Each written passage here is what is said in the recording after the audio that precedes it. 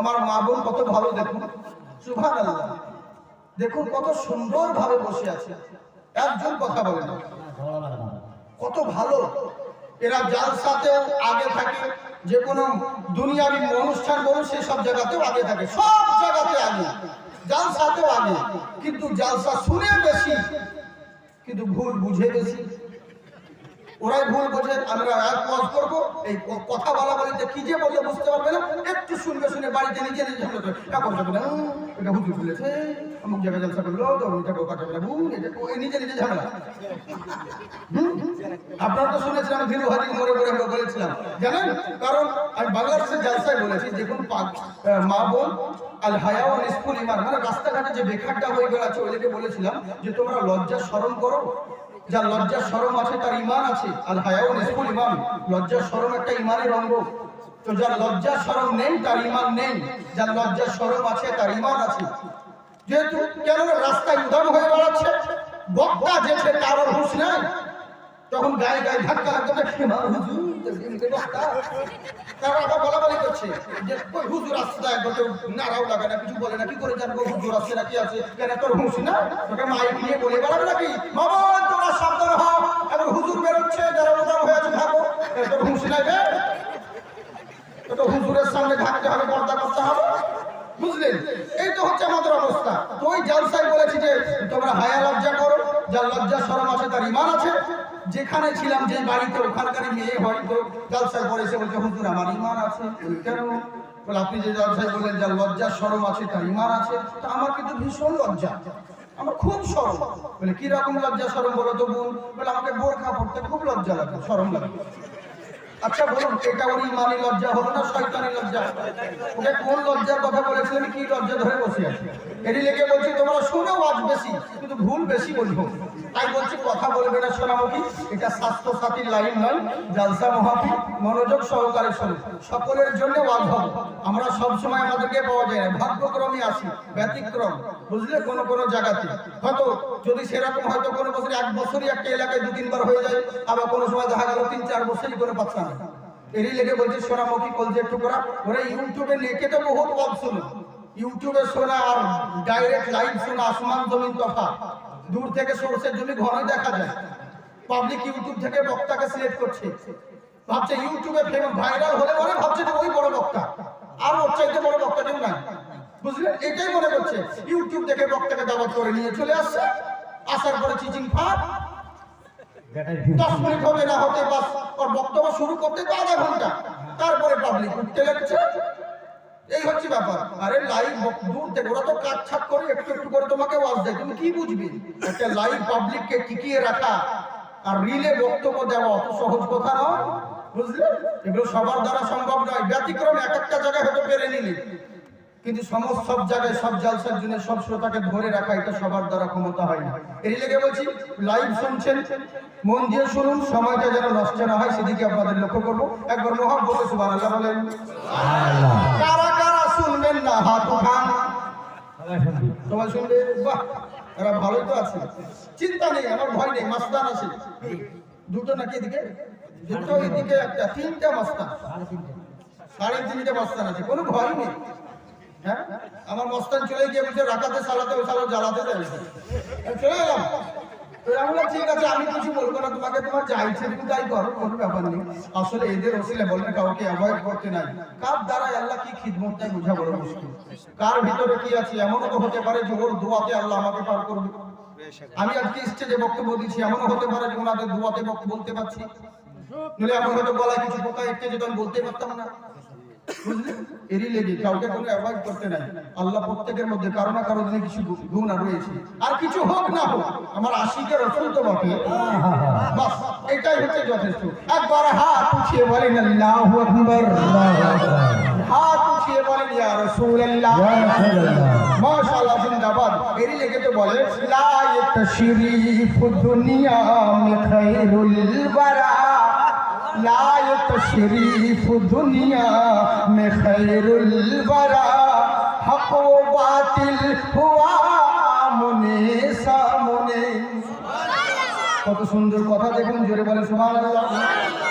कुफरियत अबू शर्म से मुंह छुपाने लगी आ गए मुस्तफा आमने सामने आमने सामने सुभान अल्लाह बोले सुभान अल्लाह गार के मुंह में मकीड़ी ने जाला टना और अंडे कबूतर ने यूं दे दिया गार के मुंह में मकीड़ी ने जाला टना और अंडे कबूतर ने यूं दे दिया बैठ जाएंगे कुफार थक हार कर बैठ जाएंगे कुफार थक हार कर मुस्तफा का पता ढूंढते ढूंढते एक दिन में मदीना पहुंच जाऊंगा दर्द दिल की दवा ढूंढते ढूंढते বলে সুবহানাল্লাহ আল্লাহ রাব্বুল আলামিন বলে বান্দা শোনো সমস্ত কিছুর মালিক হলাম আমি আল্লাহ আমার সিফাত কোনো মোল্লার দ্বারা সম্ভব নয় হযরত মুসা আলাইহিস সালামকে বলছেন শোনো সারা দিন কবরস্থানে থাকবে সন্ধ্যা হলে পরে আমার তুর পাহাড়ে এসো তখন তোমার সঙ্গে কথা হবে টপিক মনে রাখবেন মন দিয়ে শুনুন হযরত মুসা আলাইহিস সালাম চিন্তায় পড়ে গেলেন কি করব আল্লাহ তোমার যদি কিছু হিকমত দেখানোর ছিল তাহলে তুমি আমাকে লোকালয়ে পাঠাতে পারতে যেখানে বাজার গ্রাম শহর রয়েছে ওই জায়গায় পাঠাতে পারতে কবরস্থানে কেন তুমি পাঠালে এখানে তো কোনো কাজ নেই মানুষ আসছে মানুষকে দাফন করছে আবার চলে যাচ্ছে কবরে তো এটাই কাজ হয় কেউ তো লুডু খেলতে যায় না ওখানে না মানুষকে আসছে দাফন করে চলে যায় তাই হযরত মুসা আলাইহিস সালাম চিন্তা করে গেলেন যে কি করব আল্লাহ এখানে সবাই আসছে মাটি দিয়ে চলে যাচ্ছে কিন্তু তুমি আমাকে এখানে কেন পাঠালে কিন্তু আল্লাহর হুকুম আগে চলে যাওয়া যাবে না নামানো যাবে না যেহেতু সন্ধ্যে অবধি থাকতে হবে তাই উনি ওয়েট করে গেলেন একটু ওয়েট করে সন্ধ্যে হবেলা সূর্য যখন ডোবার সময় হয়ে গেছে যখন দিনটা ঘনিয়ে যাচ্ছে যখন সময় হযরত মুসা আলাইহিস সালাম গাছ থেকে নামার চেষ্টা করছে তাকিয়ে দেখছে দূর থেকে একজন আল্লাহর বান্দা ওই কবরস্থানের দিকে দৌড়াচ্ছে দৌড়াতে লেগেছে হযরত মুসা আলাইহিস সালাম চিন্তা করছেন কি ব্যাপার রে এদিকে দৌড়াচ্ছে কেন কেউ এদিক সেদিক ধ্যান দিবেন না মানে বহু সব মিস্টেক করবেন বুঝলেন তো কে কি করছে ওদিকে দেখে না শুধু আমার দিকে ফলো করবো কথা বলে শুনুন জালসা কমিটি জালসার ব্যাপারে অনেক কিছু আলোচনা থাকতে পারে বিভিন্ন রকম কথাবার্তা উনারা বলছে বলুন আপনারা আমার দিকে ধ্যান দিন কি বলছে এদিক ওদিক দেখেন না তাহলে সব গোলমাল হয়ে যাবে বুঝলেন তো খুব সুন্দর কথা বলছি এরই লেগে আপনারা যেমন হবেন আমি সেরকম বলবো প্রবলেম নেই এই ইউটিউবার নাকি এরা সব যারা ক্যামেরা করছে কোথাকা ওইখানকার আচ্ছা বেশ ঠিক আছে উল্টো পাল্টা লিখিও না বাবা আমি তো ভিডিওই করতে দিই না আমি সব পছন্দই করি না হ্যাঁ একটা গোটা ভারতবর্ষ পশ্চিমবঙ্গ বললে ভুল হবে গোটা ভারতবর্ষের মধ্যে একটাই বক্তা আছে সেই জাকির হোসেন যার নিজস্ব কোনো চ্যানেল নেই আর এই সমস্ত আমি পছন্দই করি না কত নিষেধ করবো ভিডিও করতে বুঝলেন বলে হুজুর ভিডিও করলে তবেই তো প্রচার হবে তবে সোশ্যাল মিডিয়ার দ্বারা ইসলাম ভরসা করে না ইসলাম চলে ইলাহি ভরসায় বুঝলেন এই হচ্ছে ব্যাপার মিষ্টি জিনিস থাকলে পিঁপড়েকে নিমন্ত্রণ করতে হয় না ওটি অটোমেটিকই চলে আসে হ্যাঁ এই হচ্ছে ব্যাপার তো যাক দিনের উদ্দেশ্যে করছে এগুলো ভালো কাজ কিন্তু নিষেধ করব না কিন্তু অনুরোধ করব এমন কোন জিনিস উল্টো পাল্টা করো না দেশের পরিস্থিতি খারাপ একজন আমার থাম্বনেল করেছে কি জানেন আমার হাতে বাঁশ দিয়ে দিয়েছি আর ঠাকুরের ফটো দিয়ে দিয়েছি দেখো জাকির চতুর্বেদী ফটো ঠাকুরের বাঁশ দিয়ে দিল পরে যে বাঁশ আমি খাবো হ্যাঁ এরকম উল্টো পাল্টা জিনিস কেন দিচ্ছে এগুলো উচিত নয় বুঝলেন দেশের পরিস্থিতি খারাপ কত লোকে কত কি উল্টো পাল্টা কথা বলে আমাদের ভারতবর্ষে আমার ধর্ম কখনো কোনো জাতিকে আঘাত করে কথা বলে না সকল সমান অতএব মানুষ মানুষকে ভালোবাসো এর জন্য কি দরকার ওরে আল্লাহ যদি দেয় তো অটোমেটিক হবে উল্টো পাল্টা লিখলেই খালি ভিউ হবে এটা কখনো হয় আর আমার ভিডিও ইনশাল্লাহ একদিন হোক এক মাস পরে হোক এক বছর পরে হোক ভাইরাল হবে চিন্তার কোনো কারণ নেই দেরি হলেও হবে। হ্যাঁ, তো চিন্তা কোনো ব্যাপার নেই। এই লেগে বলছে সোনামুখী আমার, তোমরাও ভালো কথা ওয়াজ দিবে, পরেরটা দিবে। ওই আধা কাঁকড়া দিয়ে গোলমাল হয়ে যাচ্ছে। হ্যাঁ গো, বাস্তব কথা বলছি। হুজুর রাশিদ মক্কি মিয়া কাছুটা শরীফে উনি বক্তব্য দিচ্ছেন যে আলা হযরত কা নারা একজন লাগাচ্ছে, মাসলা কে আলা হযরত জিন্দাবাদ সবাই নারা লাগাচ্ছে। তো একটা পিছন থেকে একটা লোক ওখানে যায় রোকো মানে ওকে থামাচ্ছে। তো হুজুর রাশিদ মক্কি মিয়া যায় नारा आला हजरत का नारा लगाने दो मत रोको, लगाने दो मत रोको, বুঝেছেন? রোকো মত যেমন বলেছে যে আলা হযরতকে নারা লাগানে দো রোকো মত, বাস এইটুকু গন্ডগোল করে দিয়েছে। কি লিখেছে? ওই মতটাকে কেটে দিয়েছে। কি বলছে? দেখো আলা হযরতকে নারা লাগাতে है, जो लगाता है रोको, কিন্তু মতটা যায়নি। উনি বলেছে রোকো মত লাগানে দো, কিন্তু এখানে মাতটাকে কেটে দিয়ে শুধু রোকো অবধি থেকে দিয়েছে। তখন লোকে বলছে দেখো আলা হযরতের নারা লাগাচ্ছে আর হুজুর নিষেধ করছে। পাবলিক উল্টো বুঝে নিল, উল্টো পাল্টা কমেন্ট করতে লাগলো। বুঝলেন? এই তো হচ্ছে আমাদের অবস্থা। হ্যাঁ, আল্লাহ আমাদের জাতিকে হেদায়েত করে, বলুন আল্লাহুম্মা আমিন। তো যাকে একবার হাত উঠিয়ে বলেন আল্লাহু আকবার। হযরত মুসা আলাইহিস সালাম বলছেন আল্লাহ তাই কি করব? যখন ওই আল্লাহর বান্দা গাছ থেকে নামতে যাবে, মুসা নবী আমার ওই দূর থেকে বান্দা দেখছে কবরস্থানের দিকে দৌড়াচ্ছে।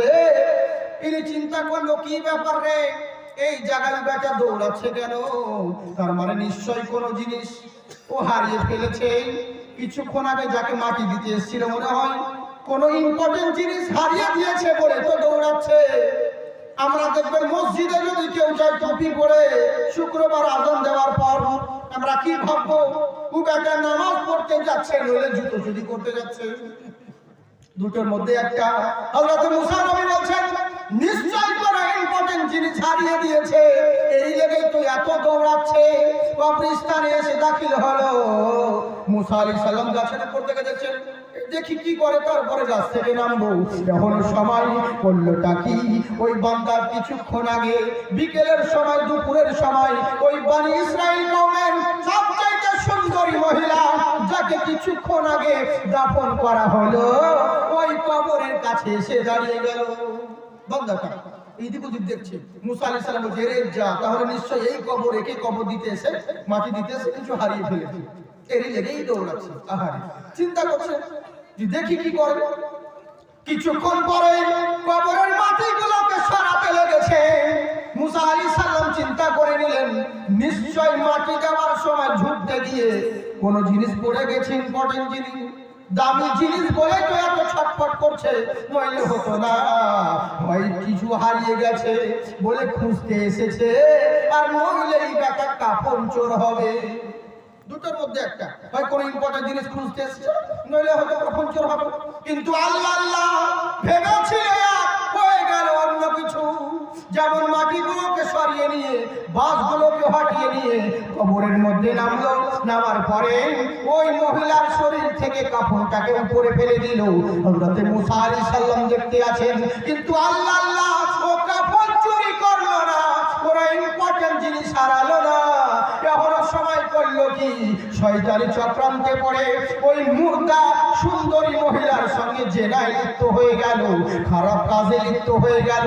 মুসা নবী দেখতে আছে, উনি এমনিতেই তো জালালুল কাদের পয়গম্বর, উনি কি সহ্য করতে পারে এই দৃশ্য দেখে? মনে করে আজ তোকে ছেড়ে দিব, তোর মতন বান্দাকে রাখার চাইতে না রাখাই ভালো। এইভাবে রাগান্বিত হয়ে যেমন গাছ থেকে নেমে ওই দিকে দৌড়াতে যাবে, সঙ্গে সঙ্গে জিবরিল আমিন সামনে দাঁড়িয়ে গেছে। বলে দাঁড়ান, কোথায় যাচ্ছেন আপনি? মুসা নবী বলছে কোথায় যাচ্ছেন আপনি? বলে কেন, তুমি দেখতে পাচ্ছ না কোথায় যাচ্ছে? ওই দেখো একজন আল্লাহর নাফরমান বান্দা মুর্দা ব্যক্তির সঙ্গে খারাপ কাজে লিপ্ত হয়েছে, আর আমি কি সহ্য করতে পারি? হাদিস শরীফের মধ্যে এসেছে মুসা নবী যদি রেগে যেতেন তো ওনার শরীর থেকে মানে গায়ের পশমগুলো জুব্বা ভেদ করে বেরিয়ে চলে আসতো। এরকম পয়গম্বর ছিলেন, রাগান্বিত জালালুল কাদের পয়গম্বর, খুব জালালি মেজাজের ছিলেন। উনি বলছে আমি কি দেখে সহ্য করবো? বলে কেন? বলে আজকে ওকে ছেড়ে ফেলবো। হযরত জিবরিল আমিন বলছেন তারা আপনি আপনি কি ভুলে গেছেন? বলে কি? আল্লাহর সঙ্গে আপনার কি কথা হয়েছিল, কি অঙ্গীকার হয়েছিল? বলে কি হয়েছিল বলো? বলে আল্লাহ বলেছেন সারাদিন তুমি থাকবে, সন্ধ্যেবেলায় তুর পাহাড়ে যাবে। কিন্তু সারাদিন আপনাকে থাকতে বলেছেন, যা যা হবে দেখতে বলেছেন, না বলাতে বলে না, ইন্টারফেয়ার করতে বলে নাই, আপনাকে মুরলি করতে বলা হয়নি। আপনার কাজ হলো শুধু দেখে যাওয়া, এর বিচার আল্লাহ করবে। জিবরিল আমিনের কথা শুনে হযরতে মুসা আলাইহিস সালাম বাধা পড়ে গেলেন, তাই মাথা নত করে ঝরঝর করে চোখের পানি ঝরাতে লাগলেন। হযরতে জিবরিল আমিন বলছেন, মাথা নিচু করছেন কেন? বলে কেন? বলে মাথা নত করলে হবে না, আল্লাহ বলেছেন যা যা হবে দেখতে হবে, ওই দিকেই তাকিয়ে থাকুন, আপনার কাজ হলো দেখা। আপনার দেখা আল্লাহর হুকুমের কাছে বাধ্য করে। মুসলমান তো ওরাই মৃত্যু মানুষের মতন, মুর্দা ব্যক্তিকে ঠান্ডা জল দিয়েই বা গোসল দিলেই বাকি, আর গরম জল দিয়ে গোসল দিলেই বাকি। যেমন কিছু বলতে পারে না, তেমনি মুসলমান ওই রকম হতে হবে। আল্লাহর হুকুম যখন হয়ে যাবে মাথা নত করে তোমাকে মেনে নিতে হবে, মাথা নত করে মেনে নিতে হবে, কিচ্ছু করলে হবে না। আল্লাহ বলেছেন এটা করতে হবে, বাস মাথা নত করে মেনে নাও, তোমার নিজের যুক্তি চলবে না। আমাদের কাছে যুক্তি নিচ্ছে তো মানুষ, বড় আফসোস লাগে, দুঃখ লাগে, কষ্টের কথা বলছি বাকি, আমাদের কাছে যুক্তি নিচ্ছে নিজের নিজের মানে শুধু কি করে বাঁচা যায়। এই যে কিছুদিন আগে যে তালাকের প্রশ্ন চলছে জানেন, এমন আপনি যে কোনো জায়গায় যান, এত ডিভোর্স আর তালাক নিয়ে ব্যস্ত মুসলিমদের মধ্যে। তালাক দিয়ে দিচ্ছে, দিয়ে দেওয়ার পরে তখন আমাদের কাছে এসে নেওয়ার জন্য, তবে তালাক যখন ওই বউকে নিবি তাহলে তালাক কেন দিলি? তুই যখন নিবি ওর সঙ্গে সংসার করবি, তুই এক তালাক দিয়ে ছেড়ে দিলি না? কিংবা ওকে মেরে হসপিটালে ভর্তি করে দিলি না? গ্রামে বিচার বসালি না? ওর যে ঘরে মেয়ে তার ঘরে পাঠিয়ে দিলি না? ওরকম না করে তালাক একসঙ্গে যত পাচ্ছে 14 গোষ্ঠীকে তালাক দিয়ে দিছে। তারপরে সে বলছে হুজুর কি করা যাবে? বলে কেন? কবার তালাক দিয়েছো? বলে হুজুর 3 বার, তারও বেশি। বউকে জিজ্ঞাসা করছে কবার দিয়েছে? বলে কত বাজি দেখা ঠিক না, ঠিক নেই, এর আগে বহুবার দিয়েছে। বলে তাই না? কি বলে? হ্যাঁ। বলে তাহলে এখন এলে কেন? বলে মেলা লোক ছিল, সবাই শুনে নিয়েছে। বলে গাছতে হলাম। বলে তাই না? কি বললে? হ্যাঁ। তালাক দিয়ে দিয়েছে। এবার আমাকে বলছে হুজুর কি করতে হবে? আমি বললাম চলবে না, ওদের সঙ্গে কিছু ওয়াজ দরকার, সব রকম কথা শুনতে হবে, বুঝলেন? যতক্ষণ বলবো খুব ইম্পর্টেন্ট, যেগুলো আমাদের দরকার জিনিস, সব জিনিস আপনাদেরকে বলবো, মন দিয়ে শুনুন। তিনি চিন্তায় পড়ে গেল যে কি করবো, তালাক করতে এসছে। বলছে হুজুর তালাক দিয়ে দিয়েছি, মামলা বউ নেওয়া যাবে না, যদি একবার দুবার দিতে তার সুযোগ ছিল। বলে অমুক মৌলবি যে বলছে, ওই আর খবিস না আল্লাহ কি বলছে, যাই হোক মনে পড়ছে না, ওরা যে বলছে যে এইভাবে তালাক হবে না, কোরআন শরীফে তালাকের নিয়ম আছে, তালাক দিতে গেলে 3 ধাপে দিতে হবে। আর রাগের মাথায় তালাক হয় না, তবে রাগে যায় না তো হাসতে হাসতে কফি খেতে খেতে তালাক দেয়। যে যাও হয়ে এতদিন তো সংসার করলাম, আজ তোমাকে তালাক দিলাম, এইভাবে তালাক দেয়, রাগেই তো তালাক দেয়, রেগেই তো তালাক দেয়। ওইভাবে হবে না, তালাকের নিয়ম হলো 3 বার, 3 ধাপে দিতে হবে, একবারে নয়। তবে গাধা, ওটা আমরাও জানি। সরকারি নিয়ম হলো ডাইরেক্ট কোনো আসামির বুকে গুলি করতে পারবে না, আগে ফাঁকায় গুলি ছড়ো, তারপরে আসামি যদি কন্ট্রোলে না আসে ওকে ওর দ্বিতীয়বার পায়ে গুলি করো। তারপরে যদি তোমার নাগালের বাইরে হয়ে যাচ্ছে আর উপায় নেই, তখন শেষ পর্যন্ত তাকে বুকে গুলি করো, ডাইরেক্ট বুকে গুলি করতে পারবে না। এবার যদি পুলিশ মনে করে ডাইরেক্ট বুকে গুলি করে দিব, ও 3 বারে গুলি করলেও মরবে, প্রথমবারে গুলি করলেও মরবে। তাই তো বাবা, গাছ আস্তে আস্তে কাটার নিয়ম। আপনি একবারে কেটে দিলেন, ও আস্তে কাটলেও কাটবে, একবারে কেটে দিলেও কাটবে। তালাকের নিয়ম হলো 3 ধাপে দিতে হবে, যেটা কোরআনে রয়েছে। তুমি একবারে 14 গোষ্ঠীকে দিয়ে দিয়েছো, ও তো হবেই হবে, বুঝলে? ও তো হবে, তুমি তো নিয়ম উল্লঙ্ঘন করেছো, তুমি দিয়ে দিয়েছো। একবার দুবার করলে হতো, 3 বার তো দিয়ে দিয়েছো, আর আমার উপায় নাই। তখন এবার বলছে অন্য মৌলবীর কাছে গিয়েছে, অন্য মৌলবীর কাছে গিয়ে হুজুর বলে কি, বলে এরকম এরকম ব্যাপার, বউকে আগের মাথায় তালাক দিয়ে দিয়েছি। বলে কবার? বলে একবার কি দুবার এরকম, বুঝেছেন? বউকে বলছে তুমি কবার শুনেছো? বলে হুজুর ওই রকমই হবে, একবার কি দুবার, আমি দুবার নিয়েছিলাম, অতটা বুঝতে পারি। মানে আমার কাছে শুনে নিল যে একবার দুবার দিলে হবে, বরং মৌলানার কাছে ও যেমন শুনেছে, যেমন বলেছে, ও সেরকম ওকে বলেছে, ঠিক আছে, তো বাতিল করে কলমা পড়ে যাও পাঠিয়ে দিয়েছে। এবার লোকে বলছে দেখো টাকার লেগে মৌলবীরা মৌলবীর কি দোষ, মৌলবীকে ও যেমন বলেছে ও সেরকম উত্তর দিয়েছে, সেরকম ফতোয়া দিয়েছে।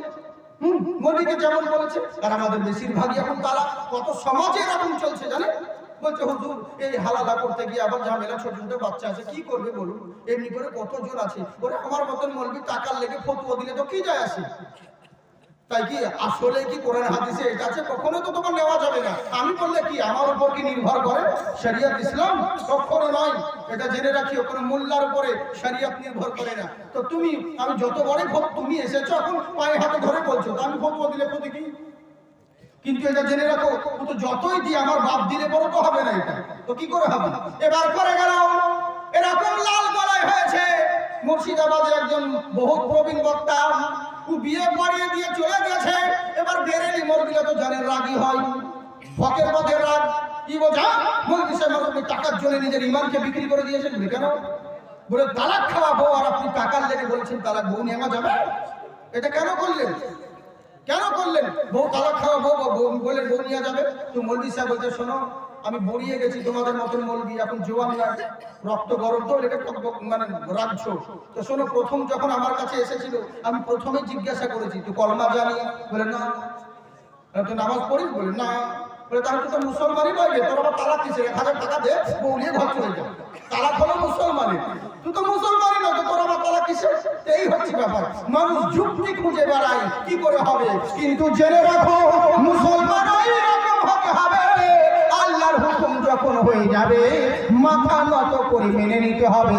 হযরত মুসা আলাইহিস সালাম আল্লাহর হুকুমের কাছে বাধা, তাই কিছু বলতে পারলেন না, মাথা নত করে মেনে নিলেন।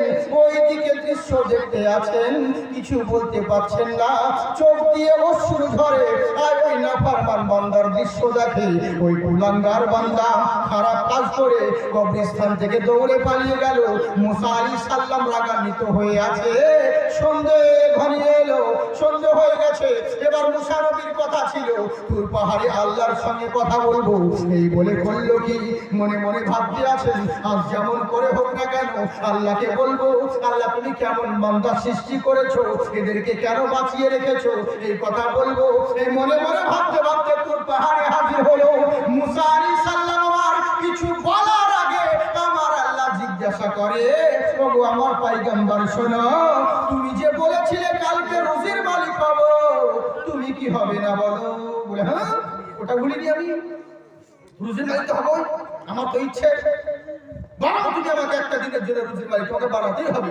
আমার আল্লাহ বলছে ঠিক আছে, তোমাকে যদি রুজির মালিক বানিয়ে দিই, আজকে কবরস্থানে যেই নাফরমান বান্দাকে খারাপ কাজ করতে দেখলে, ওকে যদি তুমি সামনে পাও রুজি কি দিবে? রুজি ওকে কেটা ফেলে দিবে। ওর মতন বান্দাকে রুজি দেবো? ওর মতন বান্দা থাকার চাইতে না থাকাই ভালো, ওকে শেষ করে দেওয়া উচিত। বান্দার যোগ্যই নয়, ধ্বংস করে দেওয়া উচিত। আমার আল্লাহ বলছেন, আমার মুসা এরই লেগেই বলেছিলাম শোনো, আমার উপাধি অন্য কেউ নিতে পারে না। তুমি সামান্য একটা নাফরমান বান্দাকে দেখে, একটা পাপীকে দেখে বলছো রুজির মালিক হলে তাকে রুজি দেব না, অথচ দুনিয়ার দিকে তাকিয়ে দেখো কত গুনাহগার রয়েছে, কত পাপী বদকার রয়েছে, আমার জমিনে থাকছে, আমার খাচ্ছে, আমার নিয়ামত ভোগ করছে, অথচ আমাকেই ভুলে যাচ্ছে, আমার নাফরমানি করে। কিন্তু দুনিয়ার দিকে দেখো, সারা জগতের মানুষ পাপের উপরে পাপ করে, অন্যায়ের উপর অন্যায় করে, আমাকে আল্লাহ বলতে স্বীকার করে না, আমার নাফরমানি করে বেড়াই। কিন্তু যে রকম সাগর দুনিয়ার যত সৃষ্টি রয়েছে, এরা আমাকে আল্লাহ বলতে ভুলে যায়, কিন্তু আমি রব্বুল আলামিন তাদের কাউকে কোনোদিন রুজি দিতে ভুলি নাই। বলেছি ইন্নাকা আলা কুল্লি শাইইন কাদির, সমস্ত ক্ষমতা আমার রয়েছে, আমি হলাম গফুরুর রহিম, আমার মতন দয়াবান দয়াশীল কেউ হতে পারবে না। তাই আমার আল্লাহ বলেন, ও আমার বান্দারা, যারা নবীকে ভালোবাসে আমি আল্লাহ তাদেরকে ভালোবাসবো, আর ভালোবেসে ছেড়ে দিব না। তাদের গুনাহ সমূহগুলোকে আমি আল্লাহ মাফ করে দিব, যেহেতু আমি হলাম গফুরুর রহিম। এবার বলুন, বক্তব্য স্টার্ট করবো, আগে বাড়বো না ছেড়ে দেবো? বলবো? আপনাদের বিরক্ত লাগে না? অসুবিধা হয় না বলতে তো?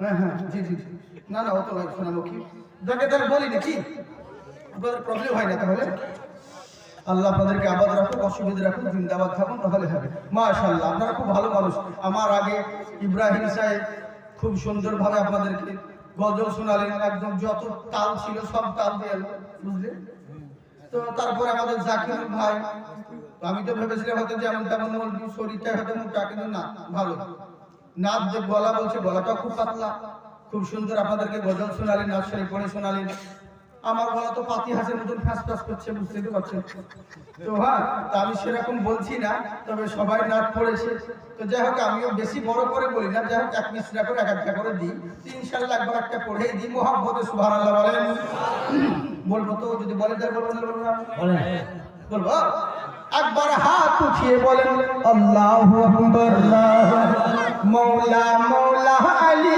আলী আর হায়দার হায়দার बोलेगा इश्क नबी में पाक लहू का कतरा कतरा बोलेगा সুবহানাল্লাহ বলেন কত সুন্দর কালাম দেখুন আমার মনে বলেন নোট না থাকলে ভোট দিবেন যে কোনো একটা তো দিতে হবে নোটও দিবেন না ভোটও দিবেন না তাহলে কেমন করে হবে সুবহানাল্লাহ বলেন মৌলা মৌলা আলী আলী আর হায়দার হায়দার बोलेगा इश्क नबी में पाक लहू का कतरा कतरा बोलेगा लाख लगाए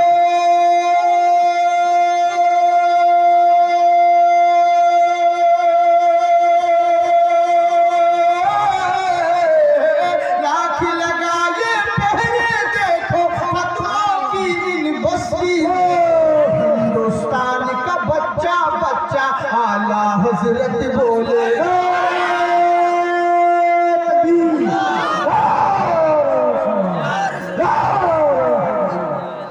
हिंदुस्तान का बच्चा बच्चा आला हजरती बोलेगा सुबहानाल्लाह बोलें खास করে আমার স্টেজ উলামায়ে কেরামের তিনাদের কদম বসি করে আমি নাচ করছি কত সুন্দর কালাম দেখুন আহারে বাম হাজির করছি মোহাব্বতে সুবহানাল্লাহ বলেন जो है गुलामे आला हजरत इश्क में फखरे अजहर के जो है गुलामे आला हजरत इश्क में फखरे अजहर के मेरे लिए माशाल्लाह जिंदाबाद रहिए হ্যাঁ আসলে নাচ পড়া হচ্ছে সাহাবী সুন্নাত নাচ পড়ে খুশি হয়ে কেউ নজরানা বকশিশ দেয় এটা হচ্ছে আমার রাসূলের সুন্নাত বুঝলেন তো হ্যাঁ এগুলো কোনো দাম দেওয়া যায় না দোয়া করি আল্লাহ মুসাফিরের দোয়া কবুল করে আল্লাহ যেন আপনাদের আরো রুজি রোজগারে বরকত দান করেন হ্যাঁ সকলে বলি আল্লাহুম্মা আমিন মাশাআল্লাহ মুহাব্বতে বলেন সুবহানাল্লাহ সুবহানাল্লাহ যুবতী পৌঁছে যাইবো না দিন থেকে বলেন সুবহানাল্লাহ जो है गुलामे आला हजरत इश्क में फखरे अजहर के इश्क में फखरे अजहर के इश्क में फखरे अजहर के जो है गुलाम आला हजरत इश्क में फखरे अजहर के इश्क में फखरे अजहर के जो है गुलाम आला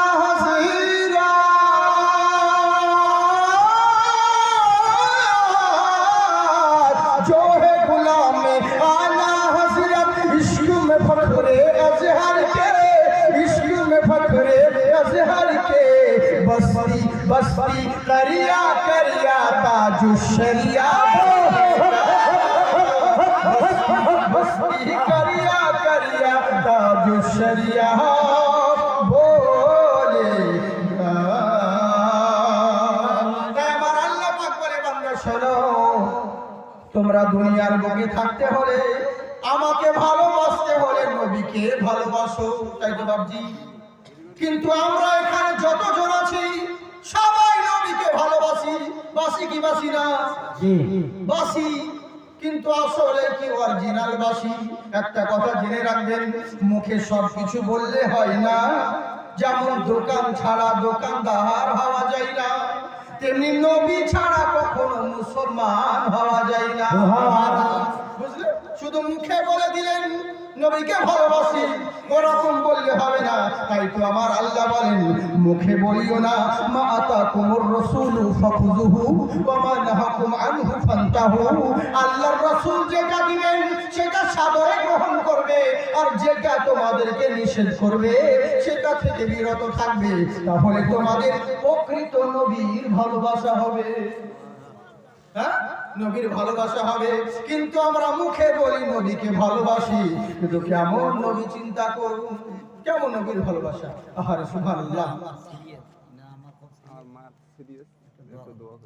আচ্ছা বেশি গেছে, জি জি জি, আচ্ছা বেশি। ভাইজানের মা একটু খুবই অসুস্থ, সিরিয়াস কেস। উনি 1001 টাকা দিয়েছেন এই জলসা মাহফিলে। আল্লাহ তুমি তার নেকদানকে কবুল করুক। আল্লাহ তার মাকে যেন সুস্থ রাখুন এবং ঈমানি হালাতে যতদিন বাঁচিয়ে রেখেছে বা যতক্ষণ ঈমানি হালাতে বাঁচিয়ে রেখে আল্লাহ যেন ঈমান নিয়ে মৃত্যুবরণ করেন। আমিন আমিন। কারণ আপনি কত দামি বাড়িতে থাকলেন এটা আপনার বাহাদুরি নয়, কত দামি গাড়িতে চললেন এটা আপনার বাহাদুরি নয়। বাহাদুরি তখন দেখা যাবে মরণের সময় যদি তোমার ঈমান নসিব হয়, তাহলে তোমার বেড়া পার। আর যদি ওই জায়গাতে আটকে গেলে, দুনিয়াতে ভালো আরামে এসে থাকলে মরার সময় তোমার ঈমান নসিব হলো না, তাহলে তোমার ইকুলও গেল উকুলে গেল। এর জন্য আল্লাহর কাছে অন্তর থেকে দোয়া করি, আল্লাহ আমরা যেন সকলেই ঈমানি হালাতে মরতে পারি। বলুন আল্লাহুম্মা আমিন।